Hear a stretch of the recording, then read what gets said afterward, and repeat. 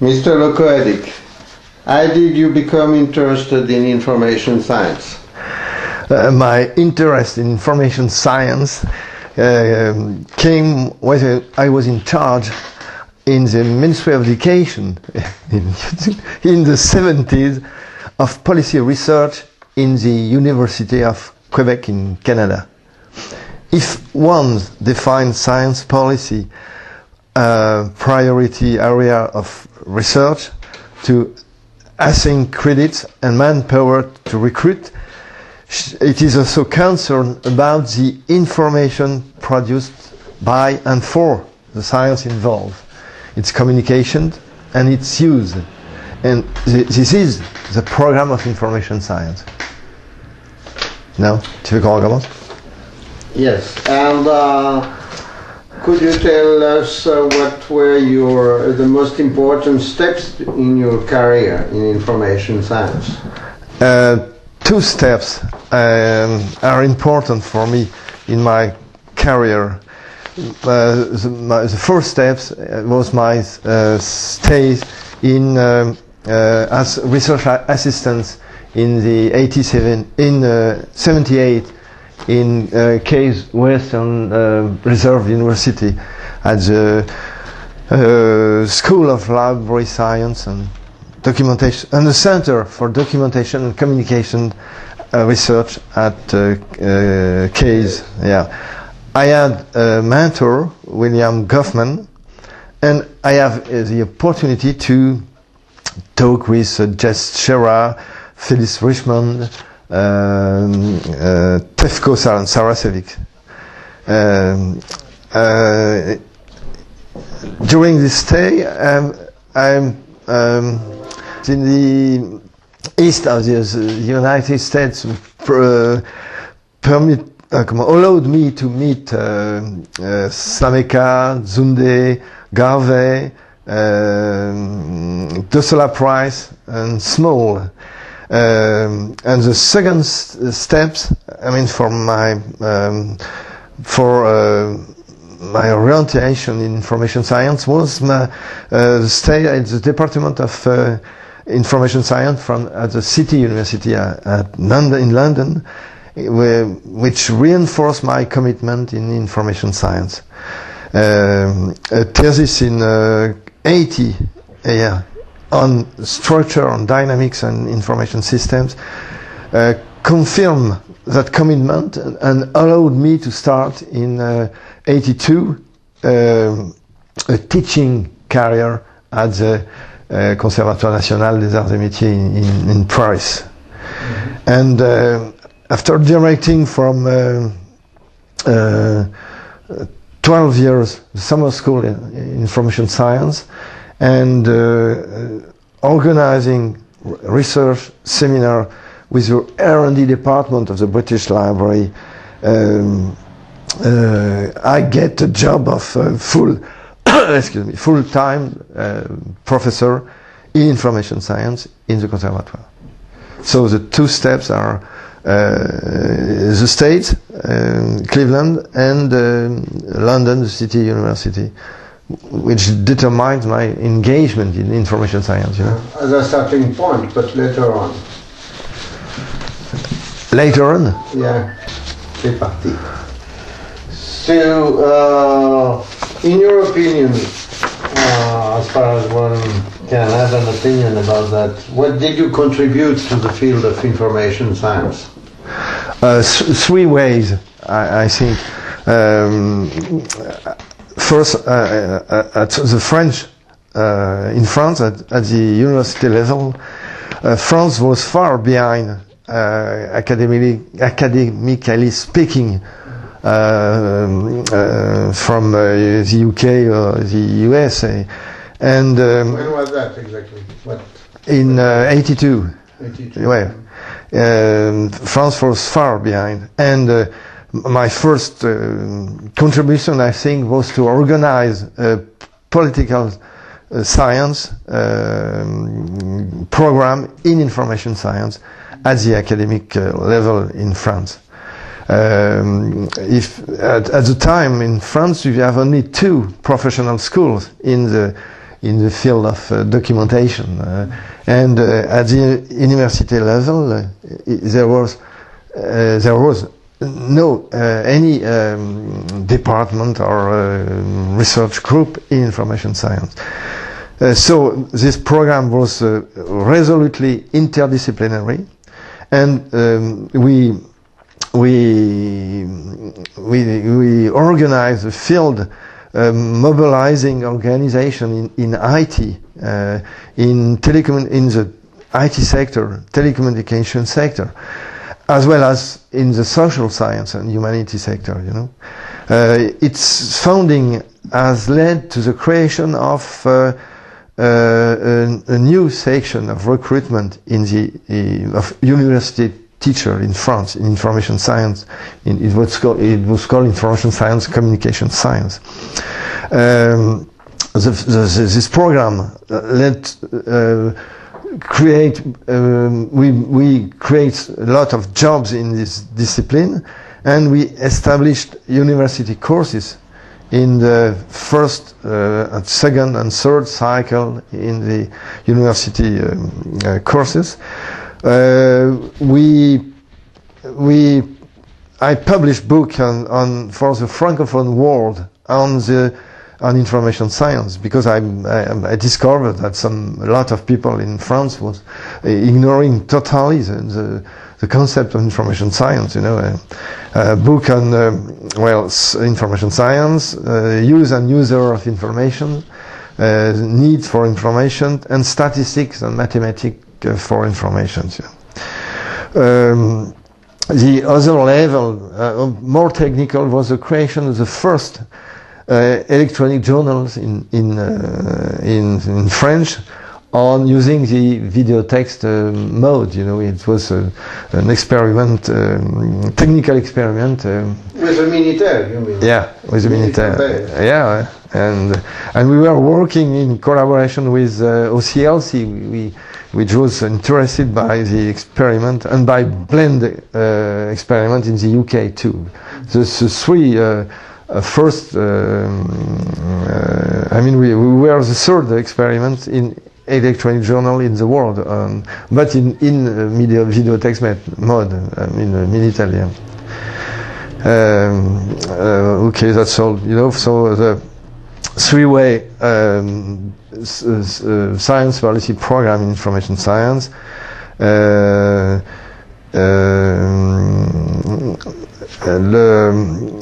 Publishing reference book for the Francophone world, and creating an electronic journal, first, but in French, in video text mode. Right. Okay. Yes. And in this course of life, could you tell us of colleagues who you feel were especially important in the making of your own vision and in your own work? Well, it's strongly correlated with the two steps I spoke about before. The US colleague and the UK colleagues.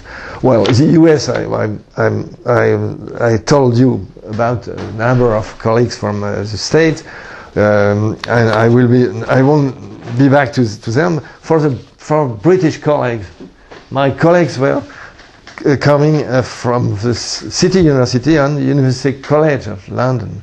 At the City at the time, the Department of Information Science was directed by Bob Buttle, and who welcomed me at the time, and I spent a lot of time with Nick Belkin and Steve Robertson at the City, and Bertram Brooks and Brian Vickery too at University College in London.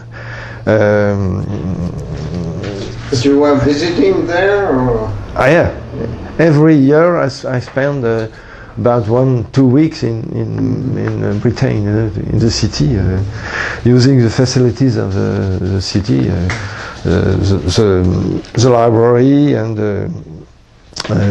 facility I was not able to find in France, because the situation was very poor. Okay, fine.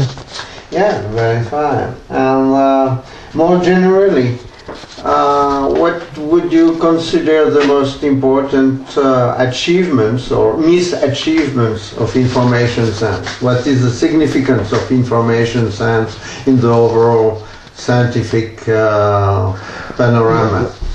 Well, I think it's a scientific studies of information. When I mean scientific studies, I mean a rigorous way, as in the what we call the art science, and the rigorous way of studying information. And before, I think before the preceding discipline as library science and documentation science were not addressing a real scientific object with real scientific methods, and so I think my perspective on this achievement of information science is to give a very rigorous way of studying information, Right, but what is information as a subject of scientific investigation?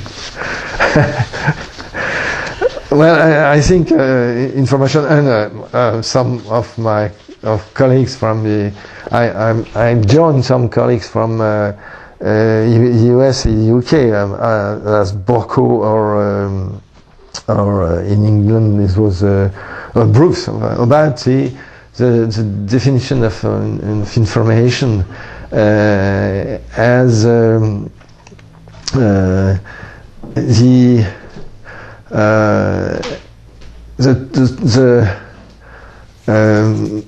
materialization of knowledge on the different support.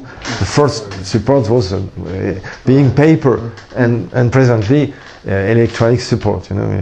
You have a world of knowledge in different sector, and in order to communicate this knowledge, you need to transform it in information on different tools and systems. So it's my definition of information, and related to communication and to technical support. As so, information is a knowledge and support. Right, embedded in particular carriers. Yeah.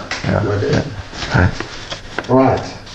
You have mentioned the key role you say in North America, and in particular in the US, played at the beginning of your career.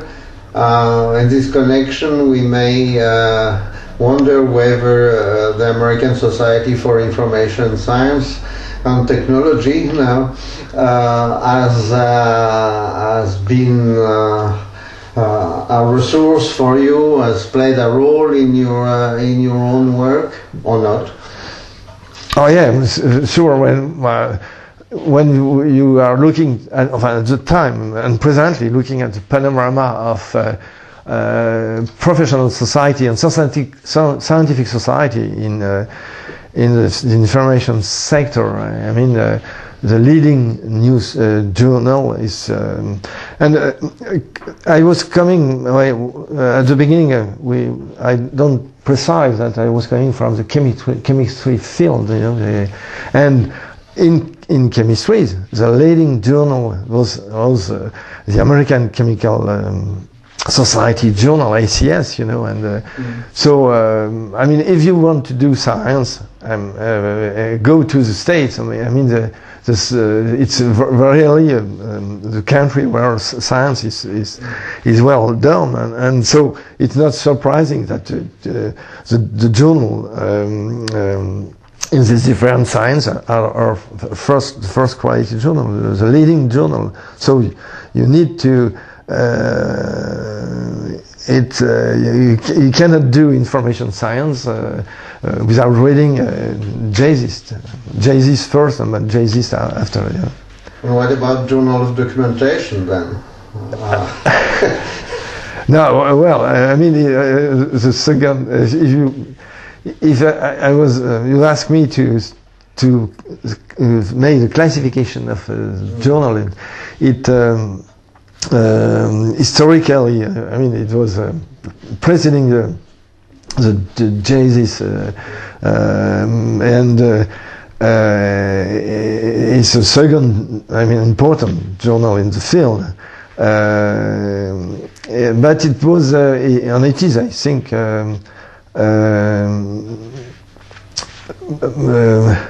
influenced by, I mean, the historical name of documentation, and it more limited, I mean, in scope that JSIS. In JSIS you find a very large panorama of subject, you know. Journal of documentation is, I mean, remain marked. More focused. Yeah, more focused than JSIS. More technical detail. Yeah. Right. But did you ever attend the ASIS meetings, for instance, the annual meetings or the media meetings which were held years ago? When I was in the States and in Canada, at the time, I was following meeting from the in the field of science policy, but I have no the opportunity after to go to meetings, ASIS meeting, you know. So it's much more through the publications of the society that you feel you have been influenced. Yeah. Okay. Yeah. Now, like many other disciplines, or eventually even more than many disciplines, information science is looking after its raison d'être, scope, boundary, etc. What do you see as the main challenge for information science today, especially with the rather dramatic change in the technological dimensions upon which it is based or from which it is dependent to a large extent? Yeah, I see two challenges. One more, I think, technical or and the second more epistemological. The first challenge, technical challenge, is the need to master what some call the oligopolies of the web. You know, it's a real challenge for information science to master this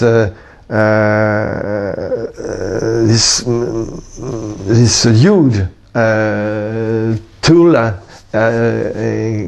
is the web presently, and going to some form of oligopoly, you know, in the, so it's, I mean, it's a principal technical challenges. You mean it's a political and as well as scientific, the ability or not of information science to influence the behavior of large corporations which make the content of electronic information resources available. Yeah, I think it's a crucial period, you know,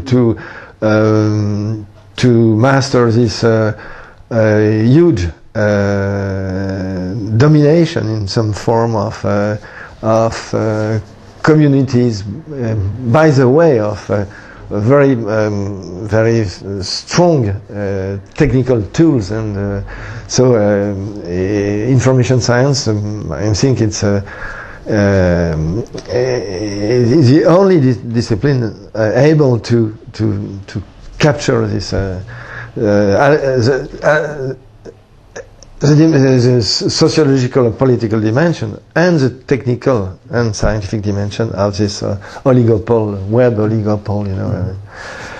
And so for it's the first challenge. The second challenge is about the epistemological dimension of information science, in information science. And I am not praying, but we must continue to develop a more and more epistemologically grounded information science, because it's very difficult for me to accept the current opinion about information science is that or is this or is that. There is not a real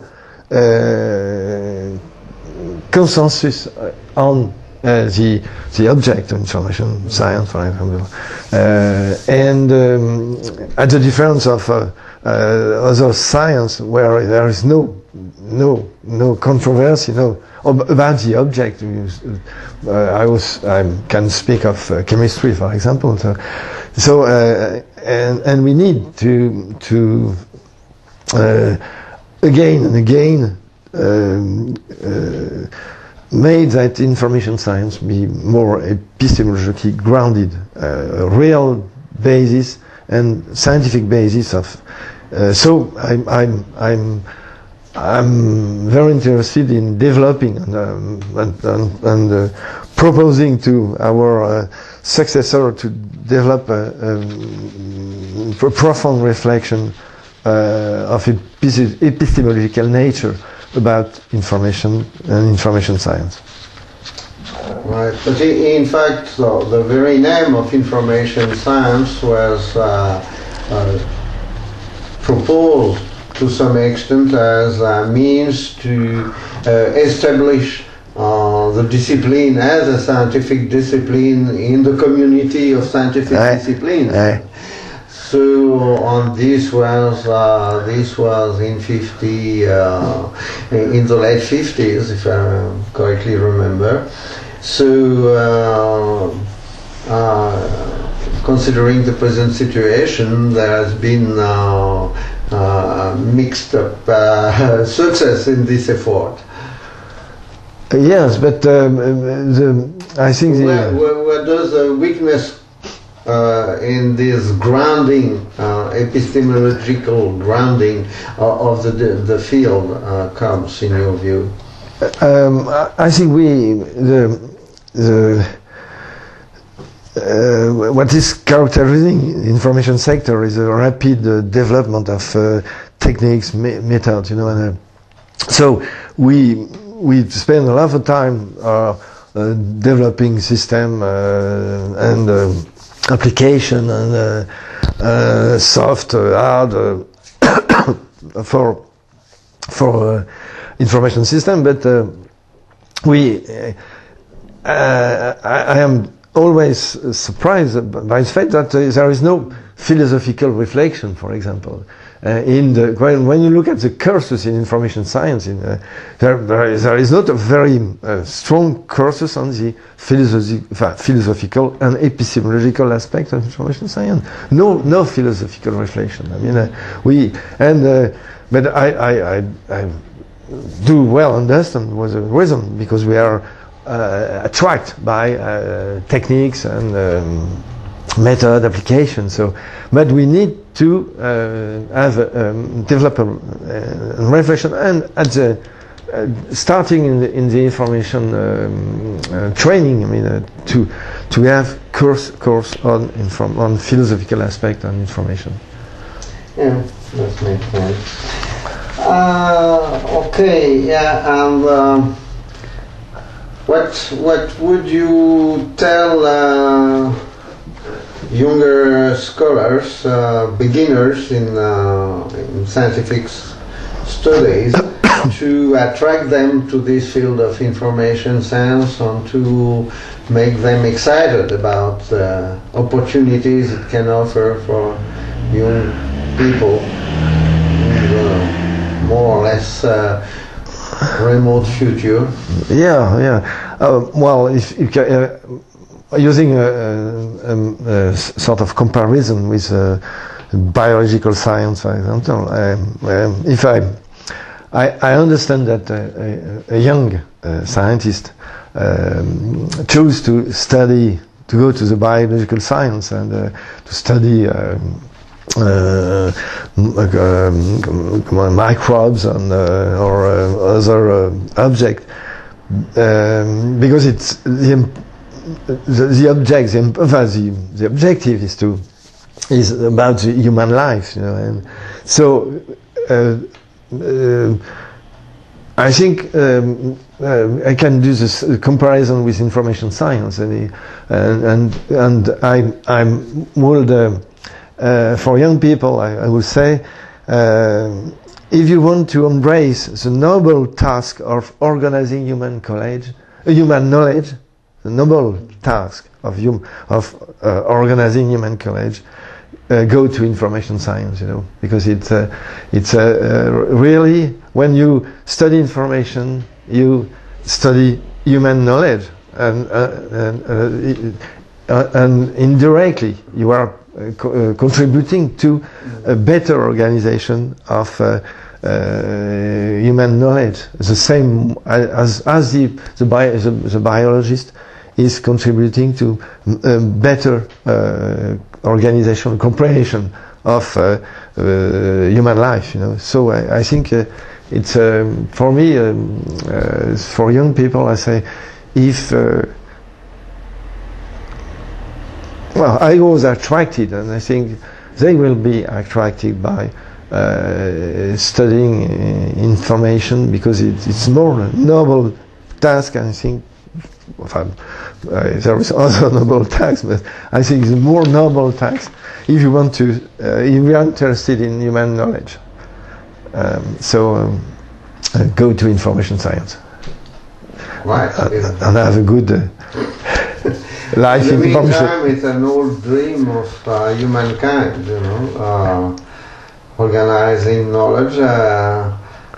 We ended up with Babel Tower, and it was not a great success. So, I know, but I mean, there is a number of steps, and important steps from Babel Tower, but we need to continue, because it's not.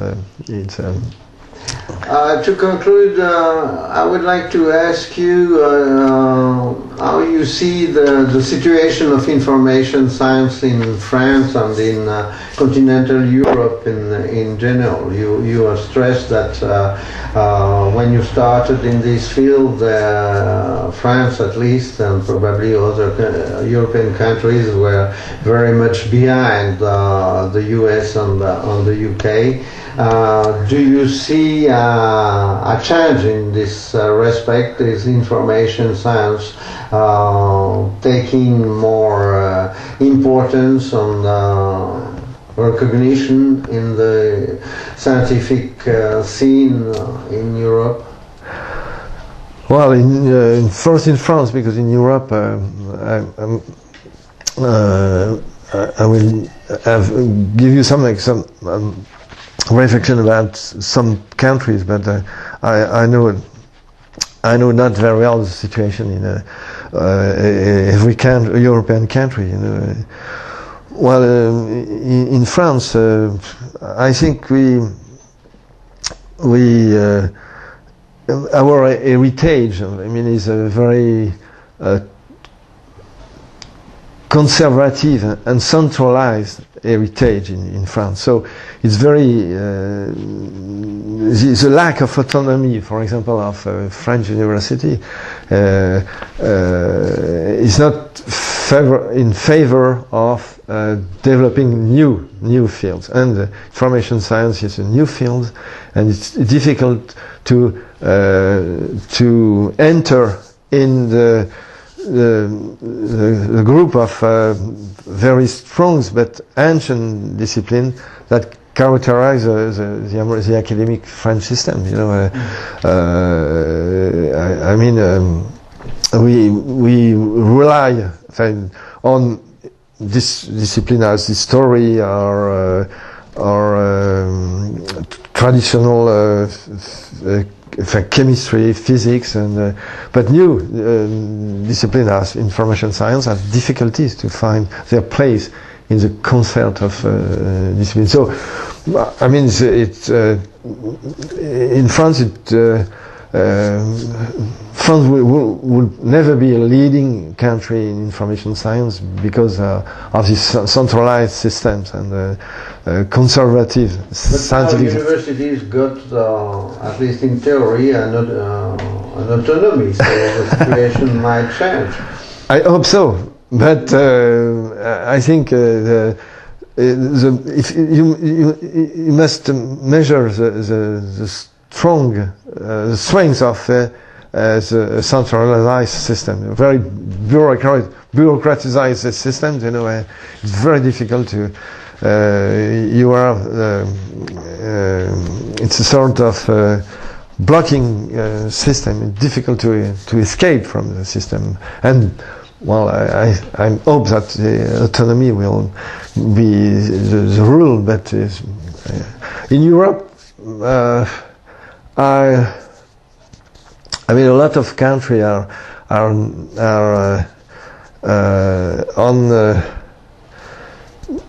following the same way, not in the centralized form, but in the conservative and traditional approach to information problem. I'm thinking mainly of Latin countries, you know, as Spain or Italy, Portugal. For example, biblioteconomy or library science are always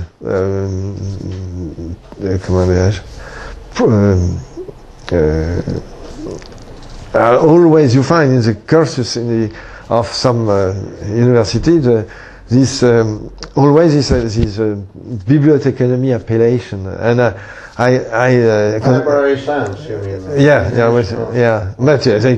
But it's not. Well, take care. It's not the same sense that library science in the Anglo-Saxon world. It's more Umberto Eco. The name of the rose, you know, they say, and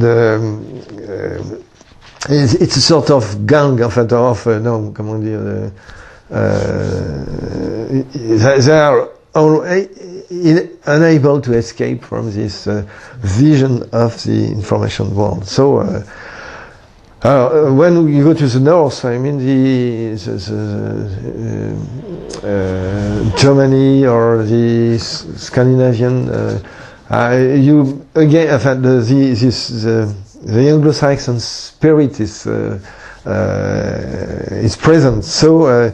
The situation is not far from different from Anglo-Saxon country, and I have good example of excellent